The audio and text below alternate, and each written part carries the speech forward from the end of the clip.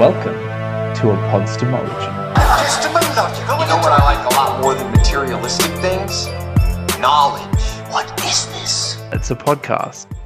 Hello and welcome to another episode of ePODstemology, the podcast where we bring you fresh ideas from the knowledge frontier. Early career academics, young creative types, and thoughtful beings all coming together to share their insights. And you're invited. I'm Mark Fabian, Deputy Director of the Institute for Social Change at the University of Tasmania and a visiting fellow at Cambridge University. We're venturing far afield this episode, leaving behind our usual territory of quantitative social science to welcome Cassie Thornton to the studio. Cassie is an artist, scholar, feminist economist, and tarot enthusiast. Cassie joins us to talk about her latest venture, the hologram. What is the hologram? Well, it's a lot of things actually.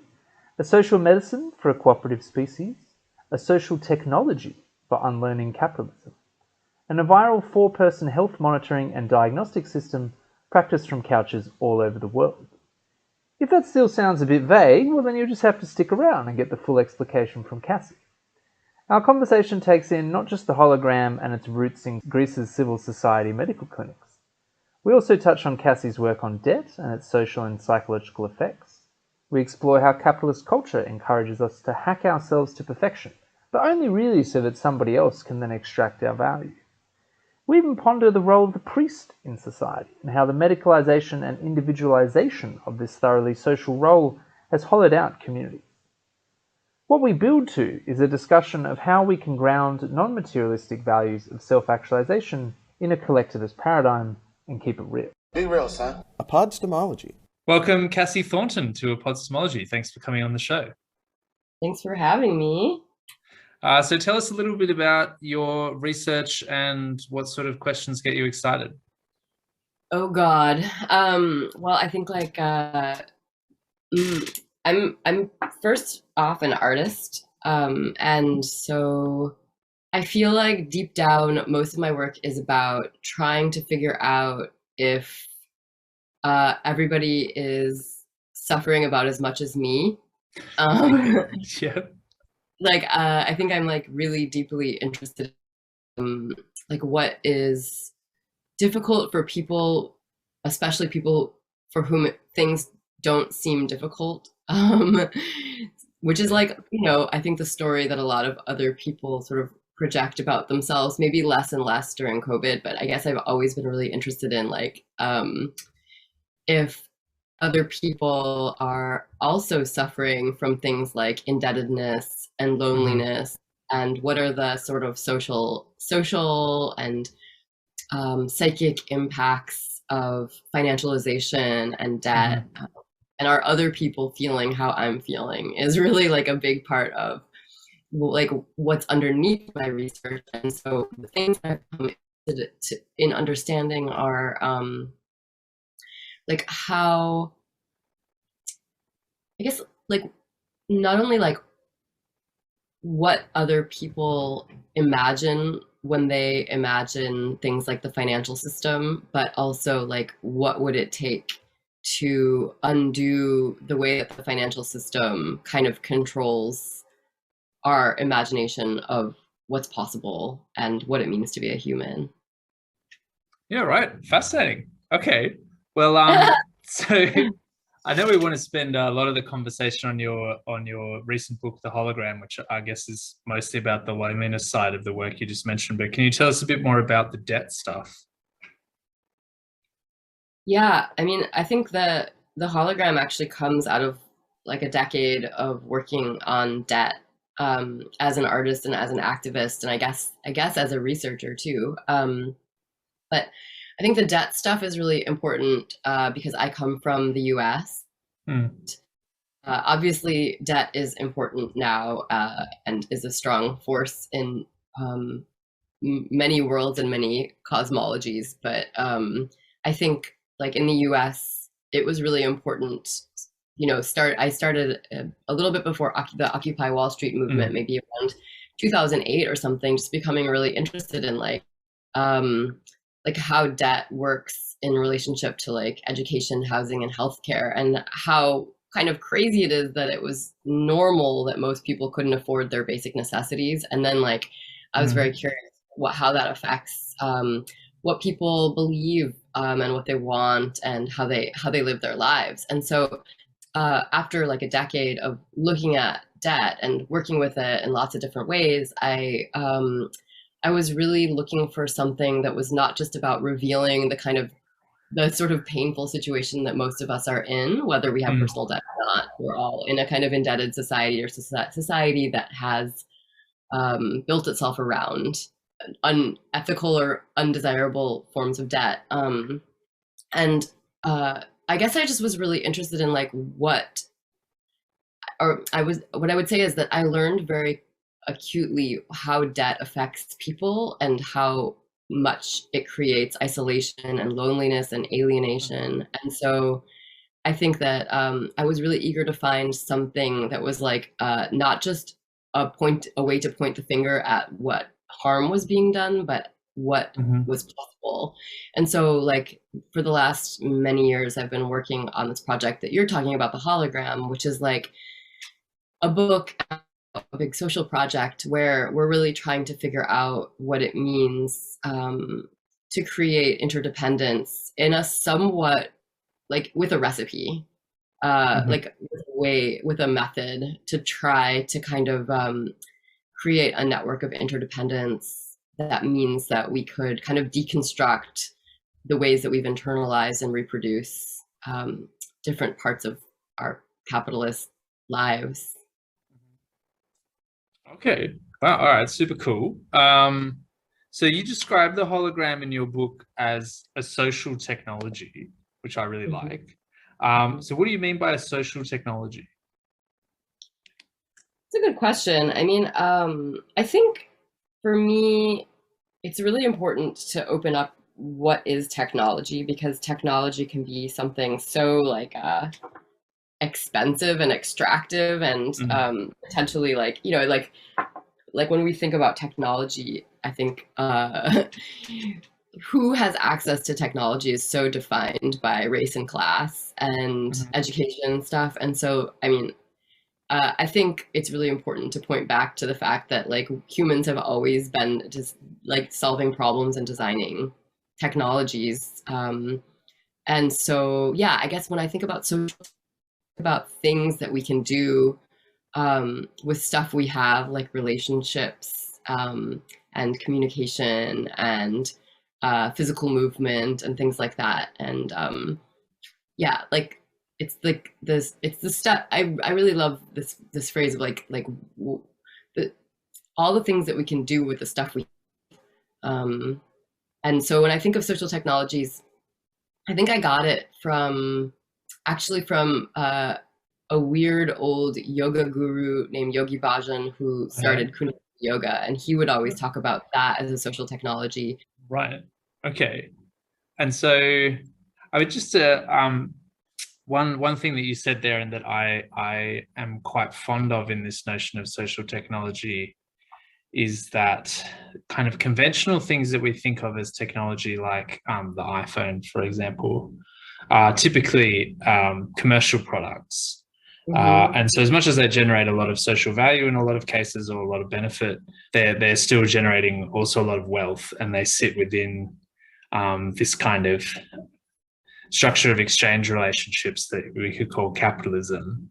Whereas a lot of social technologies are sort of inherently diffuse, kind of public goods in a lot of way, and non-profit. And you could imagine, as you said, that social technologies came before most other forms of technologies. Like we had basic kind of weapons and bronze working and stuff like that. But long before that, we sort of evolved the capacity for morality and evolved all the other things that we needed to do to be able to cooperate socially as a species. And so all of these social technologies like that are really the kind of the thing that help humans thrive fundamentally. And more conventional technologies are only a more recent invention. Do you see social technology as a thing with a lot of potential? Like, is there a lot of potential, I guess is the word, to explore other social technologies that we might develop? Yeah, Yes, I think so. I mean, I think that like when I think of what a social technology is, I think about it like what mothers do. Oh Like yeah. I think about storytelling and different types of like pedagogical models. And I think that the world is made of social technologies. I think like we I feel like we couldn't measure what it is. It's Mm. so big.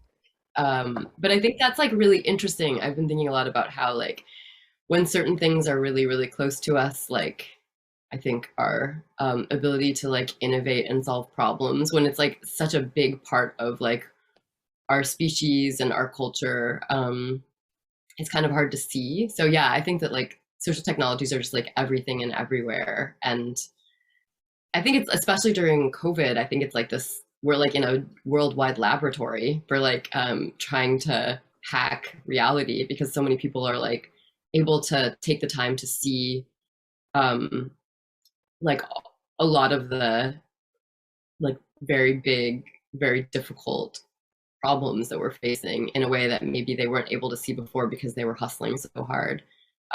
Or, like there's so many Yeah. different ways to put it, but like, yeah, I mean, I just think like it's our job.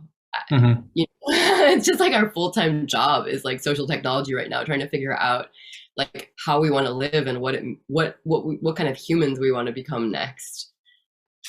Yeah, great. I definitely want to come back to that point about what sort of humans we want to be in a second. I guess before we go any further, though, I have to ask you, like, so what is the hologram, and can you tell us a bit more about it? Yeah. Um, so the hologram is a viral feminist peer-to-peer health network, and it's let's see. I guess I'll just start by saying like it comes from crisis and it is made to survive crisis. And so basically like because I was looking at debt for so long, I was really interested in what was happening in Greece when in the early 2010s there was like a huge influx of migrants at the same time as the debt crisis. And so there were free clinics that opened all over Greece. And so I, as an American, going to Greece and seeing that there's a debt crisis, and the solution that people come up with is to give totally free healthcare. Like I was just blown away by that. And so there was one particular that was practicing something that called the Integrative Model, which was a project to try to experiment with how you could give kind of free care alongside also non-hierarchical care. And they were basically giving a certain type of care when people first came in, which was that the new patients were being shown to a therapist, a social worker, and a doctor at the same time. Mm-hmm. And I just thought that was like so amazing and so obvious and thrilling and all these things. And so basically like these three doctors would ask the patient all about their whole selves, like what they eat, to what their working conditions and their financial conditions and their body and their family. And at the end of this conversation, the real goal was to get the patient to be able to say what they needed from the doctors and what would make them healthy, because they've just heard themselves talk this whole time. And so basically this model that I heard about in Greece, almost as a rumor at first, the hologram is like a kind of translation of that as something that we could do ourselves without doctors and without a space and without money. So it's like it is instead of the sort of patient being seen by three doctors, we call the patient a hologram, and the hologram invites three people to support them. And the way that the support looks is it's similar to what was happening in Greece, but it's different because each of the people, they're not experts, and their job is to ask questions. And basically it's a ritual of asking questions. And so one person asks questions about social stuff, and one asks about physical stuff, and one person asks stuff about mental and emotional stuff. And the idea is that like the hologram meets with these three people who ask questions, and we call those people the triangle. The hologram meets with those three people over time. It's kind of like an endurance project. And so like that hologram and these three people meet in the same formation, essentially like every season or something like that, like forever, like until that doesn't work anymore.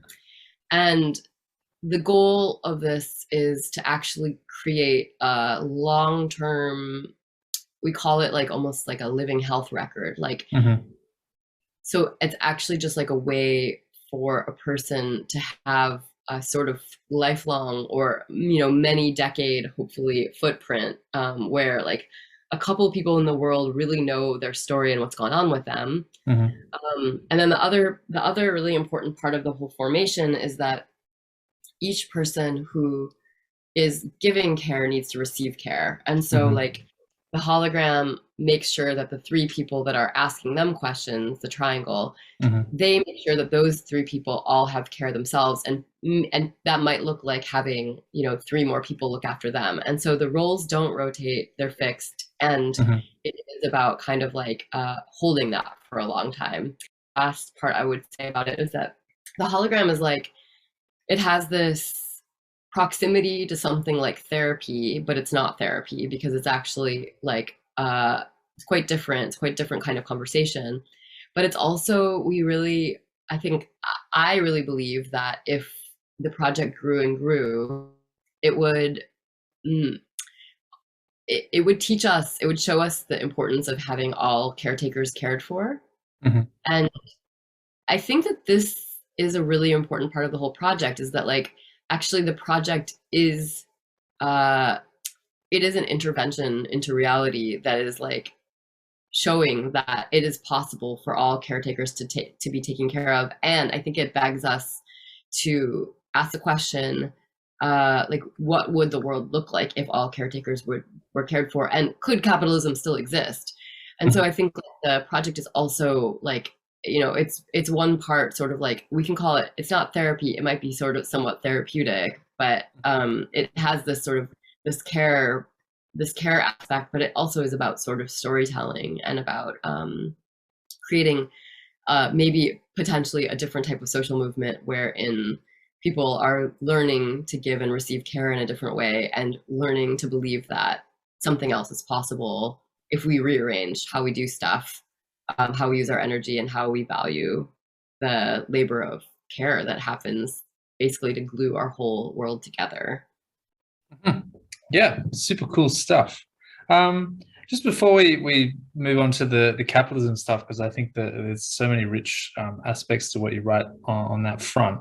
You mentioned that the hologram and the Greek clinics that it's based on really tried to move away from a notion of expertise, and I think that also maybe comes in a little bit to your comments about this not being therapy. What is your hesitation around expertise, or why do you think it's appropriate for us to try to move away from that in some cases?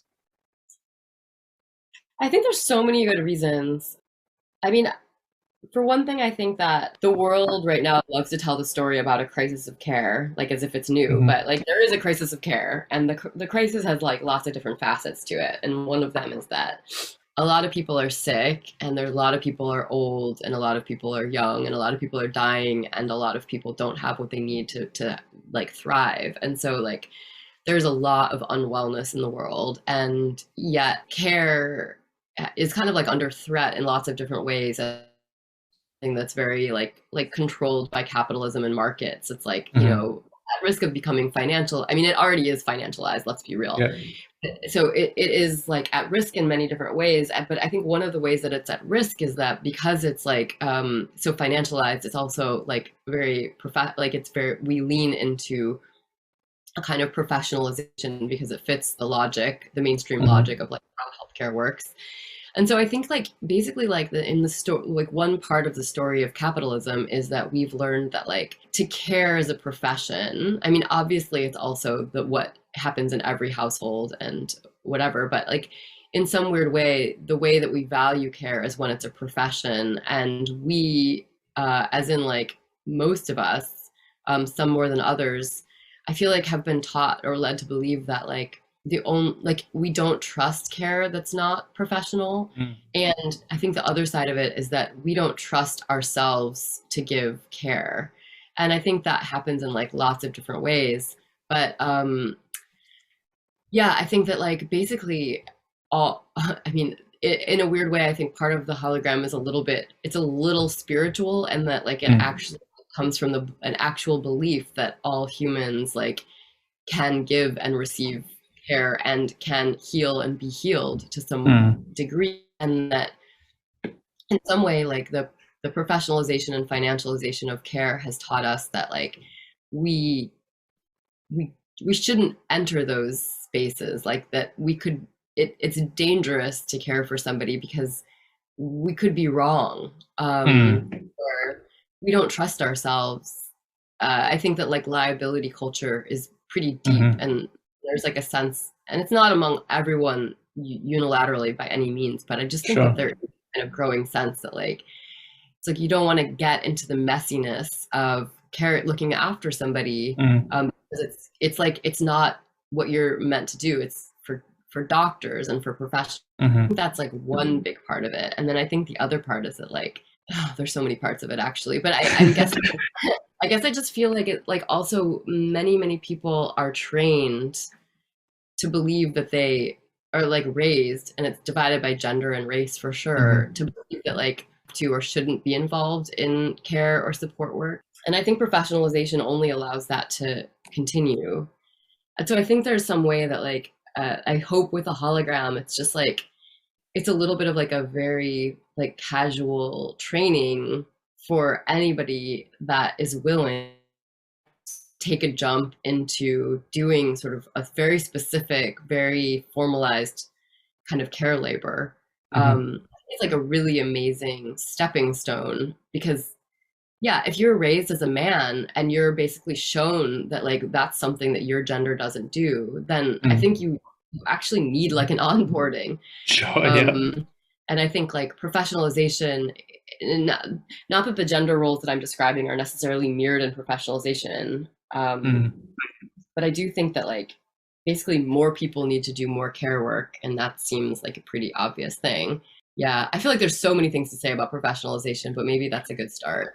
Yeah, sure. I thought that was very rich. Yeah, I particularly like this idea that we've professionalized care in various forms, and that the way that we understand professionalization in our contemporary economic language is as something that you get educated in, and then that education costs money. And then obviously then the services that are provided by those educated people need to be paid for. And now you're kind of in that capitalist approach to care, which is very distinct from what we would have had in a more kind of community situation. And one angle on this that I've been pondering for a few years now is that a lot of things that are today done typically by medical professionals, doctors and psychiatrists, but then also some other types of professionals, but always professionals, were previously done by priests.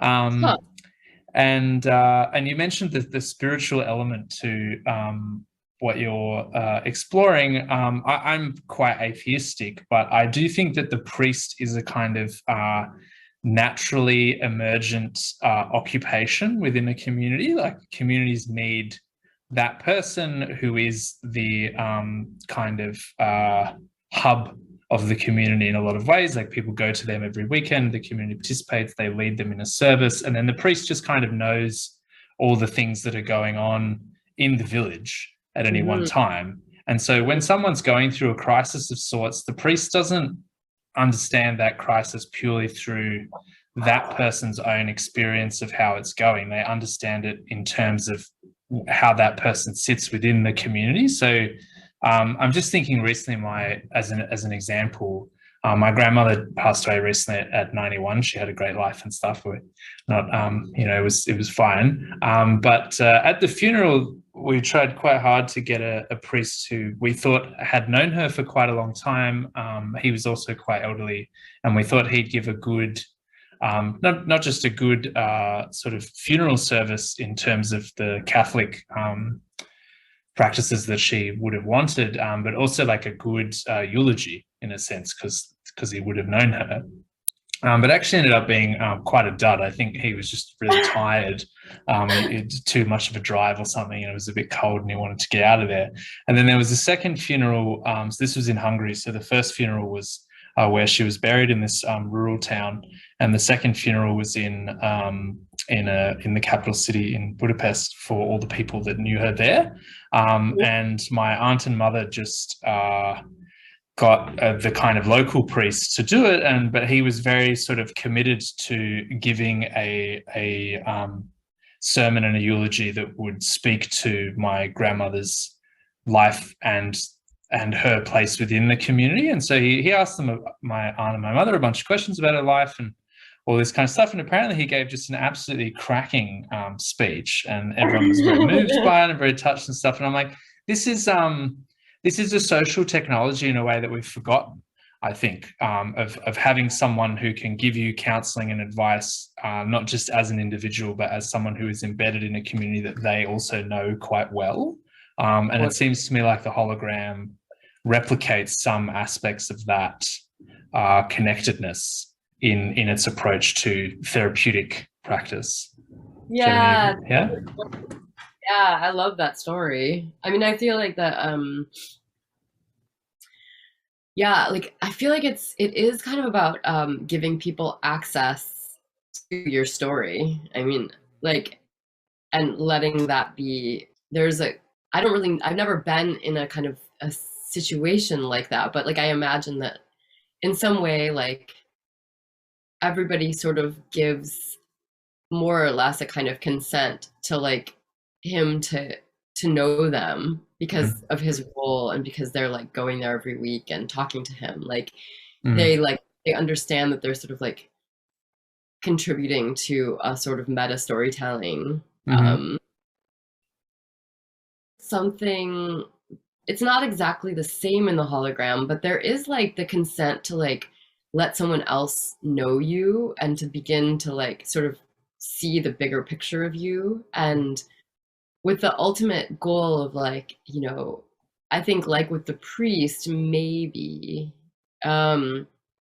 when something big comes up, you can come and talk about, like when you have to make a big decision, you have other people that actually understand where you're coming from and like understand your context and a little bit about your history and a little bit about like what makes you tick. And so that when you do need to like make a big jump in your life, like there's actually some people that are there with you to sort of see you through it. And I think that that's like, I think is really amazing, because I mean, we all have friends, but I do think that there's like, especially during COVID with different amounts of isolation and contact and whatever, like it's really hard to actually like really, really keep up with each other in a way that's like continuous. And I think there's something really cool about having like a kind of long-term agreement to know each other. Trying to institutionalize it a bit. A bit. Yeah, so this brings us to an idea in your book that I found quite thought-provoking, which is your notion of bad support. So I guess the hologram is like good support in a way. We've talked a bit already about why it's good support. So what do you mean by bad support, and what are some examples of bad support? Well, I feel like this is like, it's so American, bad support. Right. So it's like when you're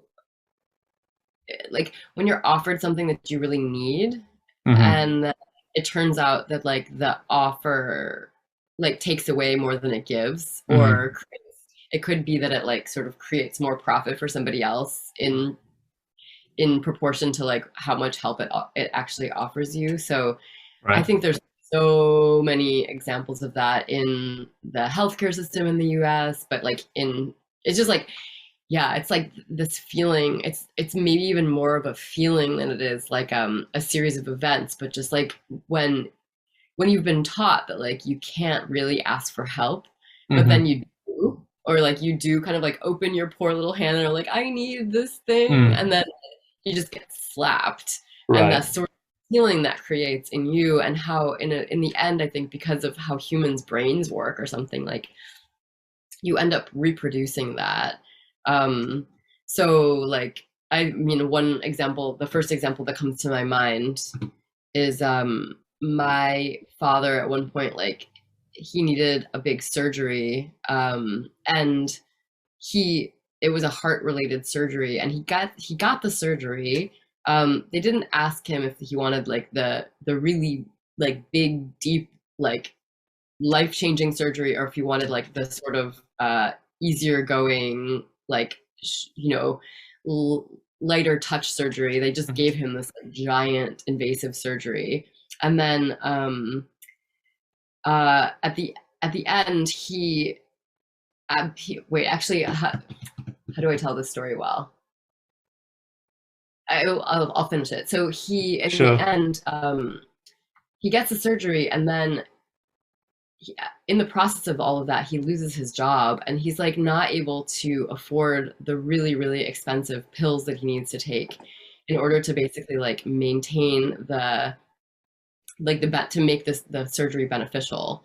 And so the surgery in the end was like he didn't have to pay for it. It was like a religious hospital, and so like they kind of like exempt him from paying for the surgery. But then like the pills that he had to take after that were so expensive that he actually just like couldn't take care of himself after the surgery. So it's like he's given something, but he's also like not able to actually take care of himself afterwards. And so he ended up becoming more and more sick. Like, and it turned out that if he would have had the sort of the smaller surgery, or if he had been consulted or been able to make any decisions, it would have been his life might have changed. But I feel like it's like this sort of way that you're given a gift, but the gift is actually sincerely for your thriving. It's really a decision made potentially based on money or based on some other goal outside of like creating the social good that it's meant to do.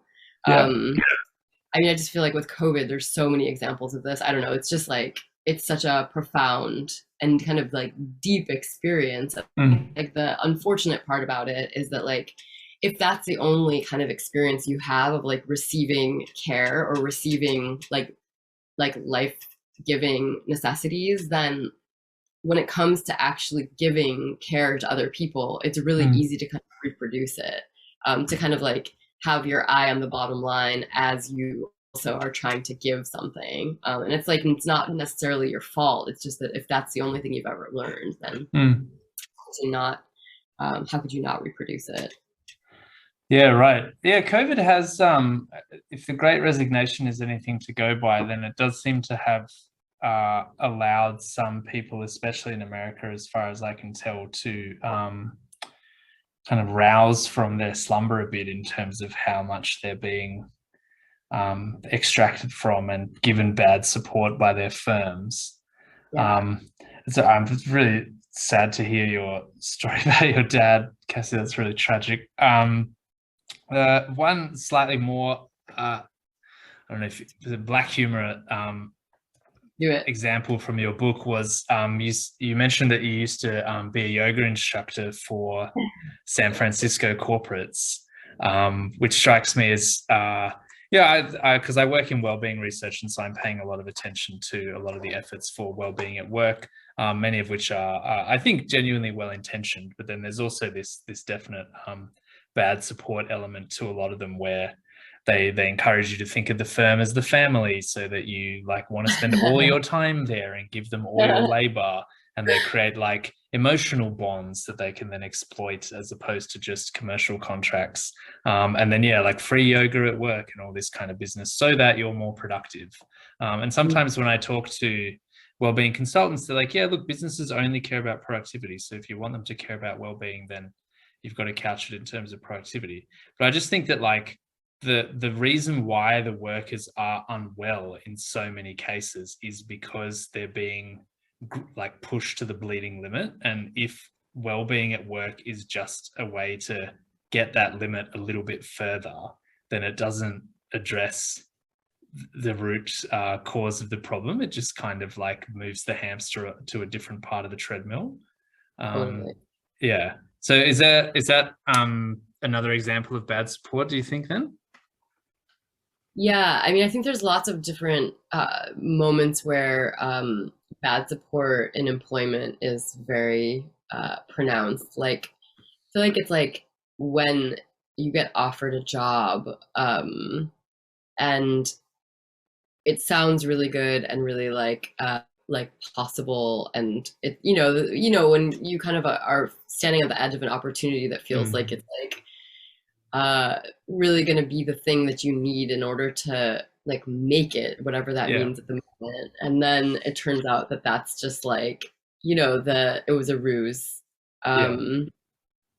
That whatever. I just think it's like it's more common than we could even see. But I do think the thing you're talking about with like well-being at work is like, I don't know, after living in San Francisco for long enough and sort of seeing the impact of this sort of feel good work culture of like, YouTube and all the Google companies and Facebook, and like how that sort of aesthetic sort of trickled into all different types of workplaces. I think it's just like such an amazing set of contradictions, and I think like the way that it trickled in the in like the funniest way to me, which is also the saddest way, is like when McDonald's employees were offered this sort of instruction manual,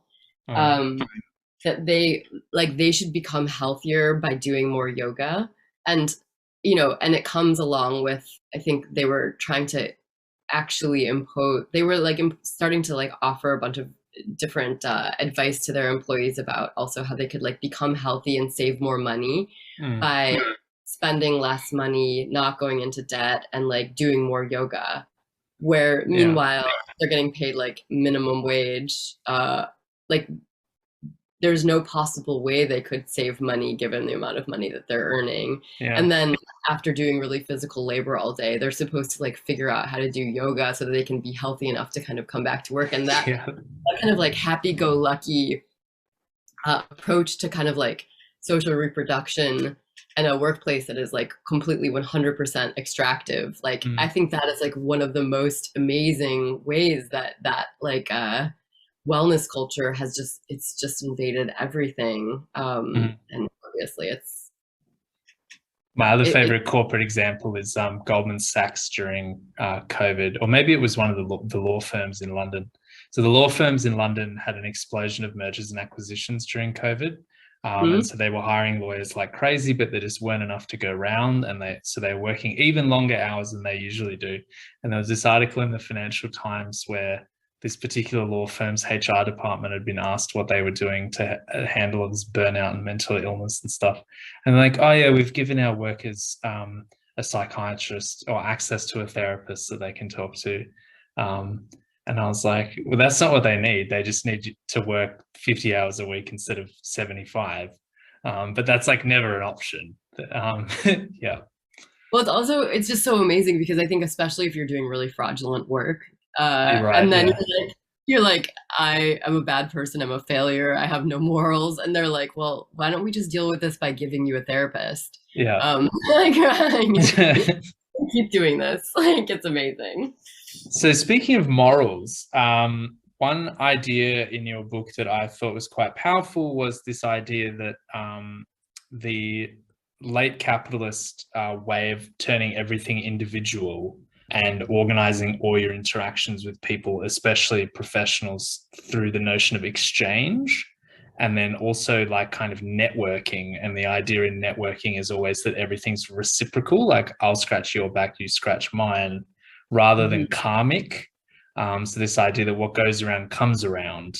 I thought that was a really nice contrast. So you're not just like, I'll help this person because they'll help me back, but rather like I'll help this person, and then as a result, society will be better. And so when I need help, some other random person will help me.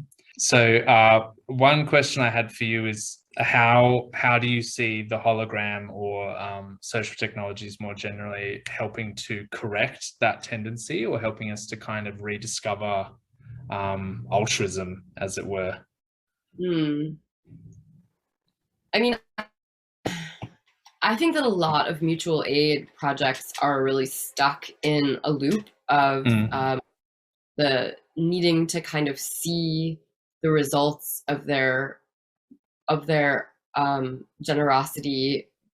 They need to see it in a let's see how to put this. Like, I think that many mutual aid practices and many social technologies still are reliant on exchange, and it totally makes sense that when you like put energy into a system, like the systems that we live within are so big and so alienating that like I feel like when we put energy into them, like it's like it feels like putting a drop of water in the ocean. Like it's very hard to imagine how like doing something like out of generosity or creativity like does anything to a global situation which is so fraught.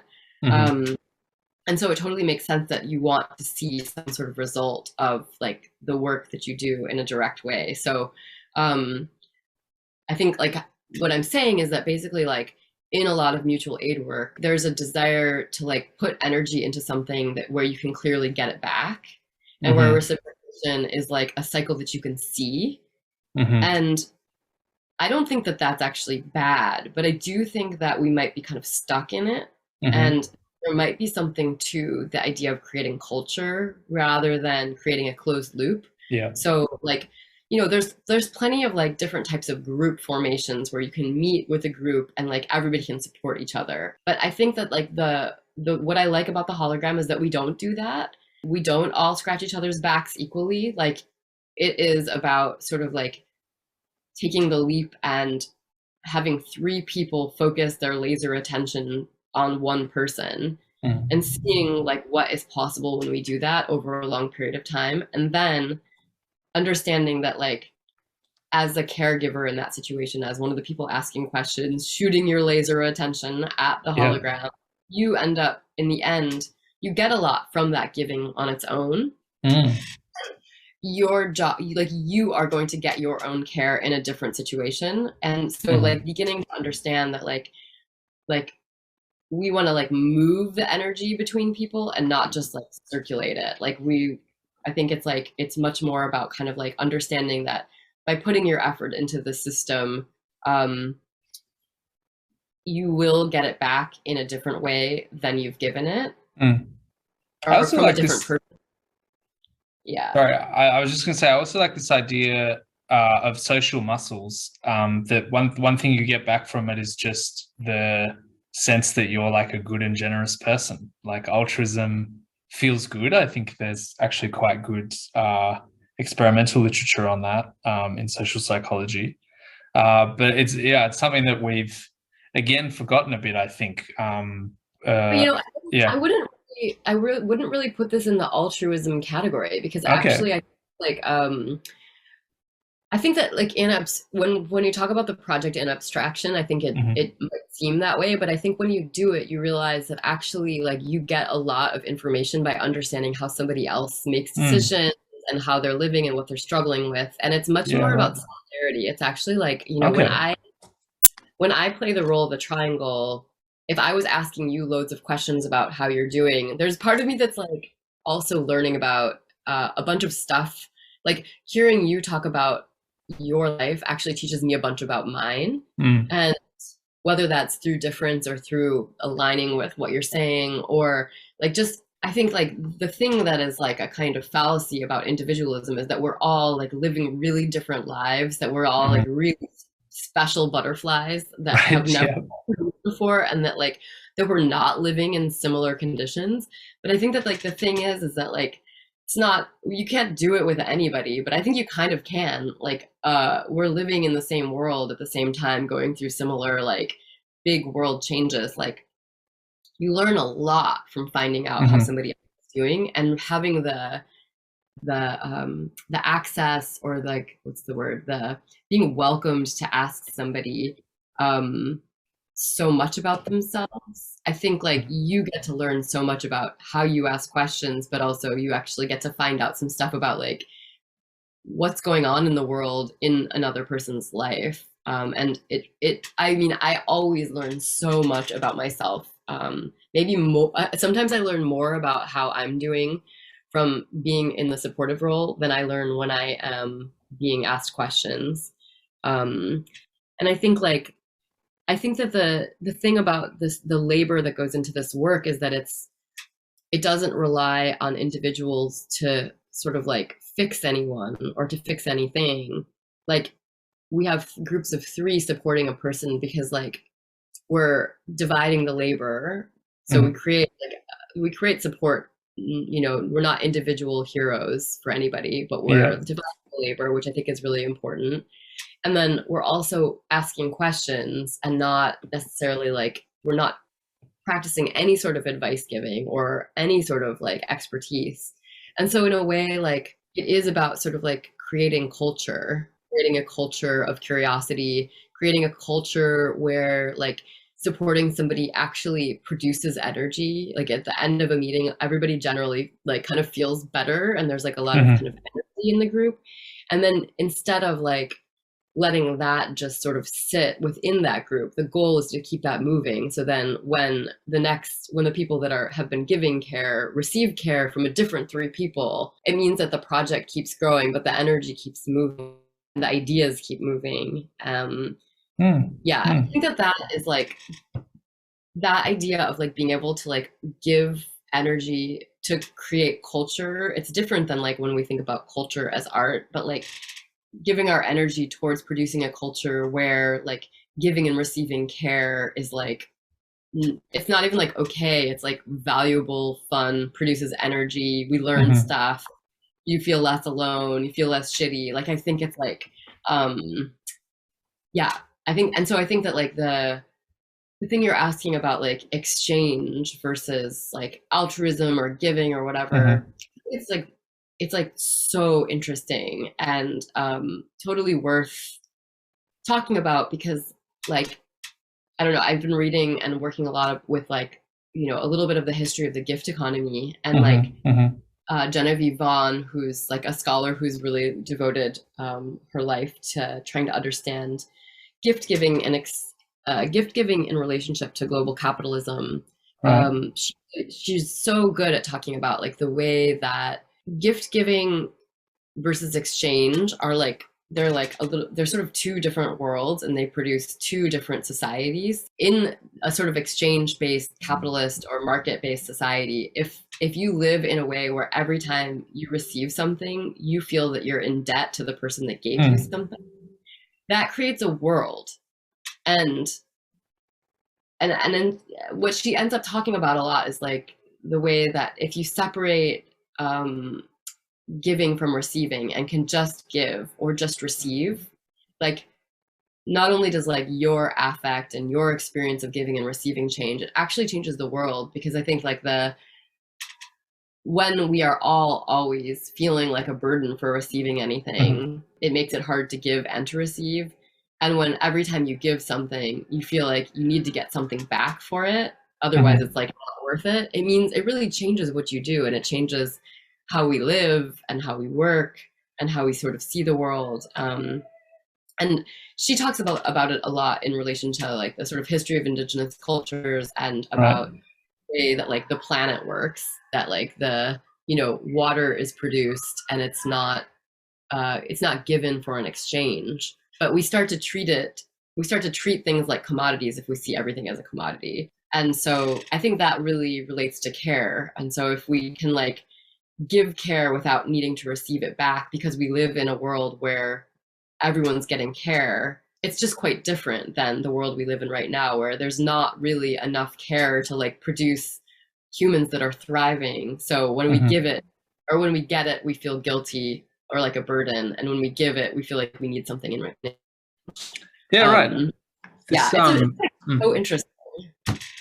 This touches or comes into 2 kind of lines from your book that I found quite impactful. So one is that the hologram and similar kind of efforts at social technology are designed in part to turn an individuating system of value into a communal one. And then there's also this anecdote from your time in the Greek clinics where they say to people, "You are lonely. Would you like to be in a social movement?" And I want to talk about those two things in a second. But first, I just want to wind back a little bit. So when you were talking about how the culture that's created by the hologram just brings about all this energy, and you learn a lot about yourself by learning about other people and ask them questions that are being focused on helping them to thrive and flourish. And there was another part of your book that that touches a lot on, or overlaps a lot with my own research, which is where you were talking about the need to learn non-materialist values of self-actualization. So you have this nice line from your childhood about how you were committed to not becoming a ghost person in a nice house with a quiet car and televisions in every room, which does sound like a nice kind of representation of my idea of hell. And that reminded me a bit, or not so much that, but some of the stuff you said earlier about corporate life, and this kind of idea that I think is tacit in a lot of contemporary sort of elite culture, quote unquote, which is this idea that you need to sort of hack yourself to perfection. But then, of course, ultimately you get better and better just so that somebody else can then extract the value of that perfection and enrich themselves on it. And this reminds me, there's this movie that just kind of recent movie with Nicolas Cage, when he still does art house cinema occasionally, called Pig, where he plays this really famous chef who has a bit of a nervous breakdown because his wife dies. And in one scene in the movie, he's in a restaurant with this guy who was a cook for him that he fired because the guy was used to overcook the pasta. And the restaurant's full of all these like fancy pants corporate types, and they're talking about the new like autumn menu that is going to kind of capture all the kind of essences of the Canadian autumn or something like that. And so the entree is like a smoked pine cone or something, and you just like breathe in the smoke. You don't actually eat anything and stuff. And Nicolas Cage turns to this guy who's sort of grinning like an idiot at him and says like, none of this is real because you're not real. And I just thought that was like so powerful. And this guy like has a nervous breakdown like right there at the table because he's like, yeah, I don't like, who am I even? Be real, son. Yeah, so anyway, I liked this idea that through these social mechanisms, you can help people to conceptualize who they are and what would it mean for their life to go well in a non-materialist way, or in a way that's more kind of personable or something like that. Is there anything that, could you embellish that a bit for me? Like, where was your thinking coming from on those points? Gosh, I think, yeah, I guess like to me, sort of post-individualist self-actualization is actually just realizing that you are a part of like a society, or of like however you want to put it, but like that you are not basically alone. Right. Yeah. Like it's so kind of mundane, but at the same time, it's very it's really important. And I think like I'm so American, so like it really comes from I think my experience in my culture, like, where like I think I just didn't really see myself as like a part of like my city. I didn't really see myself as a part of a nation or of a culture necessarily until I was out of the US, because I felt like I was fighting so much for my life in a way. It's really interesting to think about. I guess like I keep kind of circling back, I think, because of a lot of the work that I'm doing right now. Like I just keep circling us back to like the idea of like, what kind of humans do we need to be, and what does it mean to sort of like self-actualize in a world that's changing very quickly, when we also need to change quite quickly, change our habits, change the way that we see ourselves, and change like how we actually spend our lives. And so I think like so much of the hologram is about like creating space for transformation, and it's just a little bit of space, but it's like it's a formal space, and where you get to kind of like think about and practice, maybe even more practice than think about. Like you get to actually sort of like practice some of these ideas about sharing, supporting, and being a part of a world where you can kind of see that like your health is really reliant on the health of the other people around you. Sure. Yeah, cool.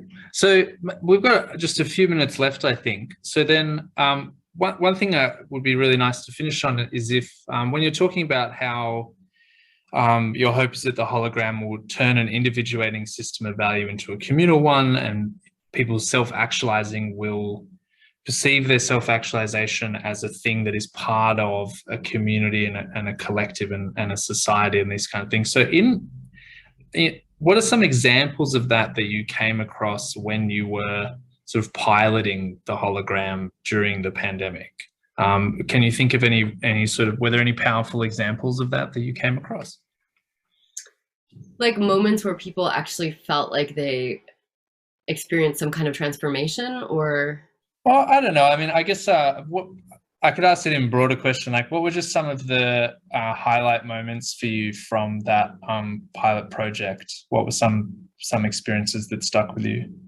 Oh, wow. I mean, maybe it's good to say like what we were up to, but we basically like starting in March of 2020 started to teach an online course, which was like before the book came out, and I'm an artist, so this was like proposed to like by an art gallery called Furtherfield in London, and so people signed up for it, and it was a 6-week course, and I taught it with my collaborator Lita Wallace, who's like a housing organizer and a youth worker, and we basically like rolled this workshop out like after having developed the idea for many years, the sort of philosophy of it, and like the a little bit about the practice. We basically like taught this course to a bunch of artists around the world, and experimented with like how to actually make it really work online, and how to make it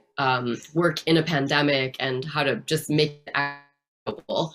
And so so basically we taught a course online, which was really popular and oversubscribed, but we basically used the course to kind of practice the hologram online. And then what ended up happening was that at the end of the course, the goal was to have everybody actually start their own holograms. But what we realized was that like nobody was going to do this alone. And so a lot of other stuff developed that is now like quite big and strong, and still being practiced. And so we ended up with a thing called Community of Practice, which is like a monthly meeting that's mostly people that have taken the course. And basically, but anyone's invited who practices the hologram, and we go around in a circle and we talk about what are the difficulties in the hologram, and so we do one round where everybody basically like says what the problems are, the questions are around the hologram. And then the second round is where people respond to each other. And this has been happening now for 2 years. And we've taught now like 6 courses, and there's now like lots and lots of people practicing it. And I think that the thing that's really cool is that now we're maybe like, we've had 25 or something meetings online, like I'm describing, these community of practice meetings. And so we've been being reported to about how it's going for people this whole time. And I think that like just the interesting thing that has happened over time, it's practiced by many different people and in different parts of the world with very different backgrounds. And in the end, I think that these people are like really amazing communicators, and there's like quite a obvious change in terms of like how people are ability to sort of say what they need, and a kind of way of including oneself, one's own needs, one's like emotional self and intellectual self in a kind of larger group that maybe was harder at first. Right. So I think that like there's really like interesting takeaways from the project that maybe weren't so expected, but I think one of the big ones is like being able to actually fully like be yourself like in a group. And that's so interesting and exciting to me, because I think it's maybe like one of the most important things, seeing that like we're going to have to do a lot of kind of big group we're going to have to do a lot of organizing into groups to kind of push through the things that we need to change in order to have stuff like work out okay.